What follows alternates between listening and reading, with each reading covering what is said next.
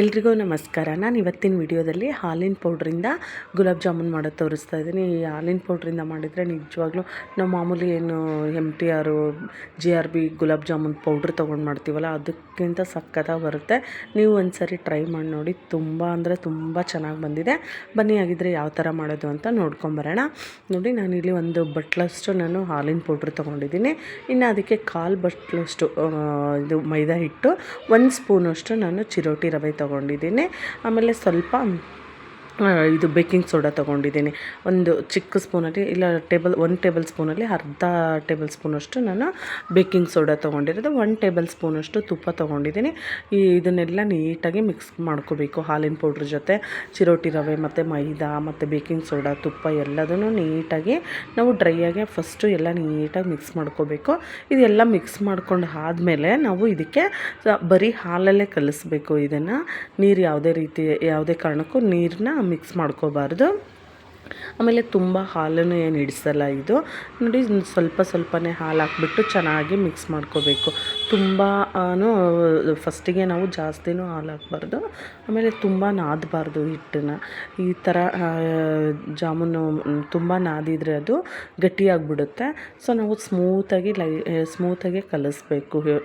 ಸ್ವಲ್ಪನೇ ಹಾಲು ಹಾಕ್ಕೊಂಡು ಈ ಥರ ಜಸ್ಟ್ ಹಿಂಗೆ ಬೆರಳಿಂದ ಹಿಂಗೆ ನೀಟಾಗಿ ಕಲಿಸ್ಬೇಕು. ಯಾವುದೇ ರೀತಿಯಾಗಿ ನಾದಬಾರ್ದು ಹಿಟ್ಟನ್ನು. ಸಾಫ್ಟಾಗಿ ಬರುತ್ತೆ ಈ ಥರ ಕಲಿಸೋದ್ರಿಂದ ಜಾಮೂನು. ನೋಡಿ, ನಾನು ಒಂದೊಂದು ಸ್ವಲ್ಪನೇ ಹಾಕ್ಕೊಂಡು ಹಾಲನ್ನ ಈ ಥರ ಕಲಸಿದ್ದೀನಿ. ನಾನು ಒಂದು ಬಟ್ಲು ಹಾಲಿನ ಪೌಡ್ರಿಗೆ ಒಂದು ಅರ್ಧ ಬಟ್ಲು ಹಾಲು ಹೋಗಿದೆ ಅಷ್ಟೇ ಹೋಗಿರೋದು. ಈ ಥರ ಎಲ್ಲ ಚೆನ್ನಾಗಿ ಕಲಿಸ್ಬಿಟ್ಟು ಲಾಸ್ಟಿಗೆ ನೋಡಿ, ಏನು ನಮಗೇನದು ಹಾಲಿನಲ್ಲೇ ಜಿಡ್ಡಿನಂಶ ಇರುತ್ತಲ್ಲ ಹಾಲಿನ ಪೌಡ್ರದ್ದು, ಏನು ಕೈಗೆ ಹತ್ತಲ್ಲ, ಏನೂ ಇಲ್ಲ. ಚೆನ್ನಾಗಿ ಈ ಥರ ನೈಸ್ ಮಾಡಿಬಿಟ್ಟು ಒಂದು ಬಟ್ಲನ್ನು ಇದನ್ನು ಮುಚ್ಚಿಬಿಟ್ಟು ಒಂದು 10-15 ನಿಮಿಷ ಇದನ್ನು ಹಿಟ್ಟನ್ನು ನೆನೆಯಕ್ಕೆ ಬಿಟ್ಬಿಡೋಣ. ಅಷ್ಟೊತ್ತಿಗೆ ನಾವು ಇದನ್ನು ಸಿರಪ್ನೂ ರೆಡಿ ಮಾಡ್ಕೊಂಬಿಡೋಣ. ಒಂದು ಪಾತ್ರೆ ತೊಗೊಂಡು ಅದಕ್ಕೆ ನಾನೇನು 1 ಬಟ್ಲು ಅಷ್ಟು ಹಾಲಿನ ಪೌಡ್ರನ್ನು ತೊಗೊಂಡಿದ್ನಲ್ವ, ನಾನಿಲ್ಲಿ ಸಕ್ಕರೆನ ಹಾಲಿನ ಪೌಡ್ರ್ ಸ್ವೀಟ್ ಇರುತ್ತೆ ಅದಕ್ಕೋಸ್ಕರ ಇಲ್ಲಿ ನಾನು ಅರ್ಧ ಕಪ್ಪಷ್ಟು ತೊಗೊಂಡಿದ್ದೀನಿ.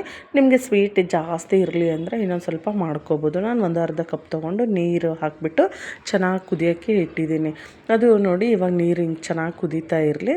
ಇದು ಸಕ್ಕರೆ ಎಲ್ಲ ಕರಗಿದ ಮೇಲೆ ನಾನು ಇನ್ನೊಂದು ಪಾತ್ರೆಯಲ್ಲಿ ಅದನ್ನು ಸೋಸ್ಕೊಳ್ತಾ ಇದ್ದೀನಿ. ಇದು ಚೆನ್ನಾಗಿ ಕುದಿಯೋಷ್ಟೊತ್ತಿಗೆ ನಾವು ಇದನ್ನು ಜಾಮೂನು ಏನು ಹಿಟ್ಟಿರುತ್ತಲ್ವ, ಈ ಹಿಟ್ಟನ್ನು ನಾವು ಉಂಡೆಗಳನ್ನು ಮಾಡ್ಕೊಳ್ಳೋಣ. ನಮಗೆ ಯಾವ ಸೈಜ್ ಬೇಕೋ ಆ ಸೈಜಲ್ಲಿ ಮಾಡ್ಕೋಬೇಕು. ಕೈಗೆ ಸ್ವಲ್ಪ ತುಪ್ಪ ಹಚ್ಕೊಂಡು ಈ ಥರ ಉಂಡೆಗಳನ್ನು ನೈಸಾಗಿ ಮಾಡ್ಕೋಬೇಕು. ಇದನ್ನು ಅಷ್ಟೇ ತುಂಬ ಪ್ರೆಸ್ ಮಾಡಿ ಮಾಡ್ಕೋಬಾರ್ದು, ನೈಸಾಗಿ ಮಾಡ್ಕೋಬೇಕು. ಈ ಥರ ತುಂಬ ಪ್ರೆಸ್ ಮಾಡಿದರೆ ಜಾಮೂನ್ ಗಟ್ಟಿಯಾಗಿಬಿಡುತ್ತೆ. ನೋಡಿ, ಎಲ್ಲ ಉಂಡೆಗಳನ್ನು ನಾನು ಮಾಡ್ಕೊತಾ ಇದ್ದೀನಿ. ಇದನ್ನು ಸಕ್ಕರೆದು ಅಷ್ಟೇ ಕುದಿಯೋದು ಸಾಕು. ಇದು ಚೆನ್ನಾಗಿ ಕುದ್ದಿದೆ. ಇದಕ್ಕೆ ನಿಮಗೆ ಕೇಸರಿ ದಳ ಬೇಕು ಅಂದರೆ ಹಾಕ್ಕೊಳ್ಳಿ, ಕಲರ್ ಚೆನ್ನಾಗಿರುತ್ತೆ ಅಂತ. ಇಲ್ಲಿ ನಾನು ಕೇಸರಿ ದಳ ಇರಲಿಲ್ಲ, ಸ್ವಲ್ಪ ಕೇಸರಿ ಬಾತ್ ಕಲರ್ ಹಾಕ್ಕೊಂಡ್ಬಿಟ್ಟು ಏಲಕ್ಕಿ ಪೌಡ್ರ್ ಹಾಕಿ ಇಟ್ಟಿದ್ದೀನಿ. ಇವಾಗ ಇದು ಜಾಮೂನು ಉಂಡೆಗಳನ್ನು ಎಲ್ಲ ಮಾಡಿಟ್ಕೊಂಡಿದ್ದೆ. ನಾನು ಎಣ್ಣೆನೂ ಕಾಯಕ್ಕಿಟ್ಟಿದ್ದೀನಿ. ಎಣ್ಣೆನೂ ಚೆನ್ನಾಗಿ ಕಾದಿದೆ. ಇವಾಗ ನೋಡಿ, ನಾನು ಒಂದೊಂದೇ ಜಾಮೂನೇನು ಉಂಡೆಗಳನ್ನು ಮಾಡ್ಕೊಂಡಿದ್ವಿ ಅಲ್ವ, ಅವನ್ನೆಲ್ಲವನ್ನು ಹಾಕ್ಕೊಂಡು ಆದಷ್ಟು ಲೋ ಫ್ಲೇಮಲ್ಲೇ ಇದನ್ನು ನಾವು ಜಾಮೂನನ್ನು ಕರೆದಿಟ್ಕೋಬೇಕು. ಯಾಕಂದರೆ ಹೈ ಫ್ಲೇಮಲ್ಲಿ ಇಟ್ಕೊಂಡು ನಾವೇನಾದರೂ ಜಾಮೂನ್ ಕರೆದ್ರೆ ಕಲರು ಬೇಗ ಸೀದೋಗಿರೋ ಥರ ಆಗಿಬಿಡುತ್ತೆ. ಆಮೇಲೆ ಒಳಗಡೆ ಎಲ್ಲ ಚೆನ್ನಾಗಿ ಬೆಂದೇ ಇರಲ್ಲ, ಅದು ಹಾಗಂಗೆ ಹಿಟ್ಟಿಟ್ಟು ಥರನೇ ಇರುತ್ತೆ. ಆದಷ್ಟು ಲೋ ಫ್ಲೇಮಲ್ಲೇ ಇಟ್ಕೊಂಡು ಅದು ಕಲರ್ ಚೇಂಜ್ ಆಗ್ತಾ ಇರುತ್ತೆ ನಿಧಾನಕ್ಕೆ.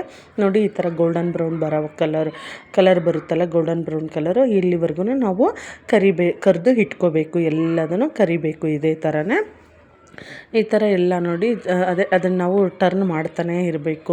ಲೋ ಫ್ಲೇಮಲ್ಲಿ ಇಟ್ಕೊಂಡಿರ್ತೀವಲ್ಲ, ಈಕ್ವಲಾಗಿ ಎಲ್ಲ ಕಡೆನೂ ಅದು ಚೆನ್ನಾಗಿ ಕಲರು ಚೇಂಜ್ ಆಗುತ್ತೆ, ಚೆನ್ನಾಗಿ ಅದು ಒಳಗಡೆ ಎಲ್ಲ ಬೇಯುತ್ತೆ. ಈ ಥರ ಮಾಡಿ ಇದು ನೋಡಿ, ಇವಾಗ ಕಲರು ಕರೆಕ್ಟಾಗಿ ಬಂದಿದೆ ಅಲ್ವಾ, ಜಾಮೂನ್ ಕಲರ್ ಈ ಕಲರ್ ಇದ್ದರೆ ಪರ್ಫೆಕ್ಟಾಗಿ ಬಂದಿದೆ ಅಂತ. ಎಲ್ಲದನ್ನು ನಾನು ಇದೇ ಥರ ಮಾಡಿ ಕರೆದು ಇಟ್ಕೋತೀನಿ. ನಿಮಗೆ ಇದನ್ನು ಎಷ್ಟು ನಾವು ಲೋ ಫ್ಲೇಮಲ್ಲಿ ಇಟ್ಕೋತೀವೋ ಅಷ್ಟು ಚೆನ್ನಾಗಿರುತ್ತೆ. ಇದು ಜಾಮೂನ್ ಅಂದರೆ ನೀಟಾಗಿ ಬೇಯುತ್ತೆ. ನಿಮ್ಗೆ ಇದು ಏನು ಹಾಲಿನ ಪೌಡ್ರದು ಅಂತ ಗೊತ್ತೇ ಆಗೋಲ್ಲ. ನಿಜವಾಗ್ಲೂ ಯಾರಿಗಾದ್ರೂ ಹೇಳಿದರೆ ಮಾತ್ರ ಗೊತ್ತಾಗಬೇಕು. ಸ್ವಲ್ಪನೂ ಡಿಫ್ರೆನ್ಸ್ ಇರೋಲ್ಲ. ಆ್ಯಕ್ಚುಲಿ ಹೇಳಬೇಕು ಅಂದರೆ ನಾವು ಮಾಮೂಲಿ ಗುಲಾಬ್ ಜಾಮೂನ್ ಮಾಡ್ತೀವಲ್ವ, ಅದಕ್ಕಿಂತ ಸೂಪರಾಗಿ ಬರುತ್ತೆ ಇದು ಟೇಸ್ಟ್. ನಿಜವಾಗ್ಲೂ ಒಂದು ಸರಿ ಟ್ರೈ ಮಾಡಿ ನೋಡಿ, ಸಖತ್ತಾಗಿ ಬರುತ್ತೆ. ನೀವೇ ಪದೇ ಮಾಡ್ತಾನೆ ಇರ್ತೀರ ಇದು. ಆಮೇಲೆ ನಾವು ಹಾಲಿನ ಪೌಡ್ರದು ಅಂತ ಹೇಳೋಕ್ಕೆ ಹೋಗಬಾರ್ದು ಯಾರಿಗಾದ್ರೂ ಕೊಟ್ಟಾಗ.